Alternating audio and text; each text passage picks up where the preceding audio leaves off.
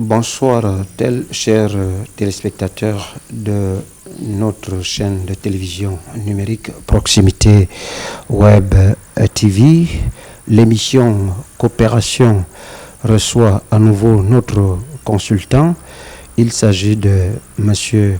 Rodrigue Obam Antoutoum, expert en relations internationales, à qui nous allons débattre sur ce plateau les relations franco-gabonaises, notamment sur le forum sur l'environnement qui se tient actuellement à Paris, la capitale française, sur l'invitation du président français Emmanuel Macron. Alors, M. Rodrigue Obam Antoutoum, bonjour. Bonjour. Alors, quel est votre point de vue, s'il vous plaît, sur les relations franco-gabonaises? Alors, dire que c'est un ancien entre la France et le Gabon, c'est un vieux couple qui date de plus de 60 ans. Alors, vous savez, dans cette relation, comme je le disais, il y a plusieurs pans. Donc, il y a plusieurs pans dans la diplomatie. Et alors, aujourd'hui, le monde se retrouve à Paris pour parler de questions environnementales, mais également, surtout sur l'aspect financier. Alors, Paris, aujourd'hui, qui est, n'est-ce pas, la capitale, d'où séjourne son Excellence. Effectivement, nous y sommes parmi les chefs d'État présents à Paris, la capitale française, représente le Gabon, le chef de l'État gabonais Ali Bongo Ondimba. Alors, sur les questions environnementales, qui n'est pas à nouveau à démontrer. Alors, la participation du Gabon, notamment de la présence du chef de l'État gabonais Ali Bongo Ondimba à cette grande rencontre parisienne. Alors, cette participation, elle émane, n'est-ce pas, du résultat, n'est-ce pas, des grandes conclusions du One Summit Forest, que le président de la République, donc le Gabon, avait abrité au mois de mars de cette année. Alors, dire que toujours fidèle à sa vision, c'est un environnementaliste. Nous ne pouvons plus, n'est-ce pas, le nier. Aujourd'hui, le Gabon, n'est-ce pas, on peut dire, en termes de leadership, le Gabon sous, n'est-ce pas, les auspices des Nations Unies, mais également d'autres organismes. Le Gabon aujourd'hui est leader en Afrique, mais également la vision du chef de l'État, son Excellence Ali Bongo Ondimba, qui depuis son accession à la magistrature suprême a pris à bras le corps la question environnementale. Alors Paris, aujourd'hui, la présence, comme je le disais, se justifie, la présence de son Excellence Ali Bongo Ondimba, n'est-ce pas, à Paris, mais autour de ses pairs, pour décider de revoir, comme je l'ai dit, l'amélioration, n'est-ce pas,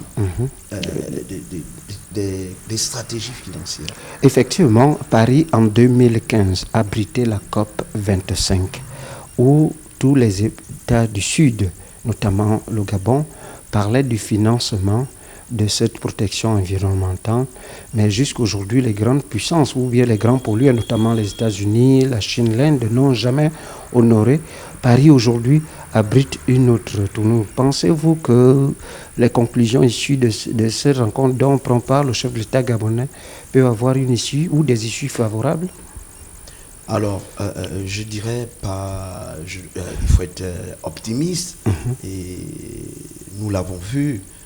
Ce n'est qu'en forgeant qu'on devient forgeron, comme le dit l'adage, mais également dire que l'aspect financier qui est au cœur n'est-ce pas, des États du Sud, des États du Sud, il faut arrimer industrialisation et développement durable. Alors, il y a une facture, et nous savons tous que les pays en voie de développement, ce sont ces pays, n'est-ce pas, qui ont encore, n'est-ce pas, qui ont mis en place, qui ont toutes leurs forêts, qui ont tout ce qu'il y a comme conservation. Oui. Alors, mais les grandes puissances, jusque-là, ne veulent pas, pour l'instant, verser ce qui est de ces États qui préservent l'environnement. Il y a une taxe. Alors, cette taxe, il faut la négocier. C'est encore un round de négociation. Il faut amener ces grands pollueurs à accepter de compenser. Vous imaginez que les pays en voie de développement se lançaient tout azimut à une industrialisation. Alors vous imaginez la catastrophe. Déjà qu'aujourd'hui, avec le changement climatique, nous avons vu avec la remontée des eaux, etc. Les fortes inondations, les orages, etc., etc. Mais également la couche d'ozone qu'il faut préserver, la couche d'ozone qui prend un coup. Alors là, il faut financer. Les scientifiques ont fait leur travail. Les scientifiques ont fait leur travail. Alors, il faut financer cette recherche. Cette recherche-là, il faut la financer. Et les bailleurs de fonds, donc les gros pollueurs, qui ont des moyens, alors il faut voir maintenant comment les amener à financer, n'est-ce pas, cette recherche. Effectivement. L'importance de la rencontre à Paris. Alors, cette rencontre, effectivement, nous ne voulons pas que ça accouche une souris, comme à Sharm el-Sheikh l'année passée en Égypte, où il y a eu disparité des voix sur le financement des États du Sud, sur la protection de l'environnement. Effectivement, lors du One Summit Forum, 1er mars 2023, c'est-à-dire l'année en cours, qui s'est tenue entre le gouvernement gabonais et le gouvernement français, et effectivement le président Macron français était présent ici, étant donné que le bassin du Congo est le deuxième poumon de la planète après l'Amazonie. Alors, est-ce que sur ces problèmes de financement, le bassin du Congo, dont regorge le Gabon, peut avoir plus de financement par rapport aux autres États du Sud qui sont présents à Paris?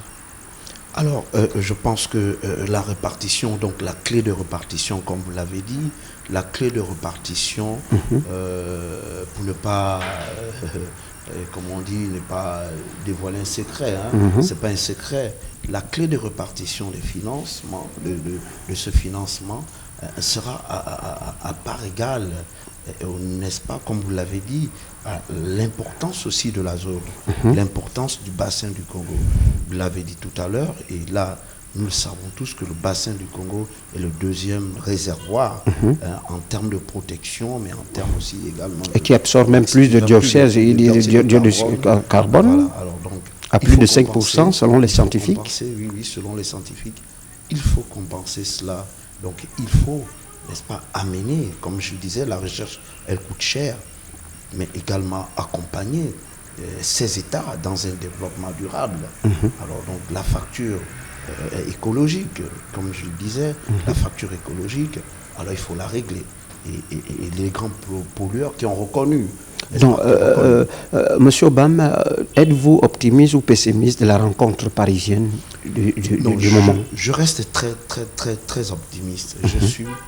Je reste très optimiste. Je fais confiance à nos leaders qui, n'est-ce pas, ont mis la question sur la table, et dont l'un des chantres qui est le président gabonais, son Excellence Ali Bongo Ondimba.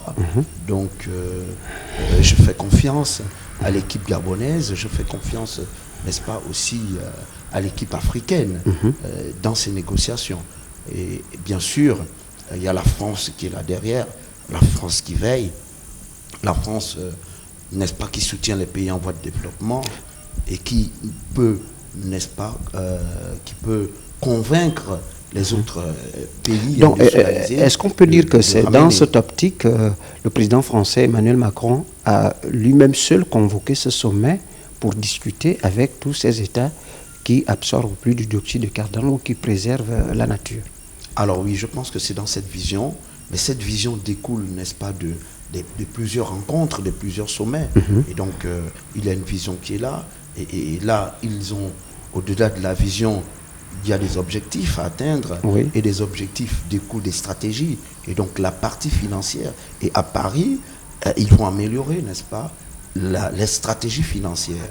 Et donc, c'était très important de mettre une base et de voir et de donner des deadlines.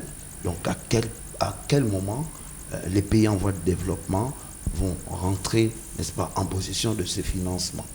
Et également veiller que ce financement arrive à terme et pour des objectifs bien déterminés. Donc la voix du président Macron peut être entendue aux oreilles du président Biden américain, du premier ministre indien et du président chinois Xi Jinping.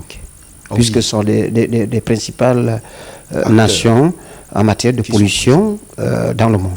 Oui, je peux dire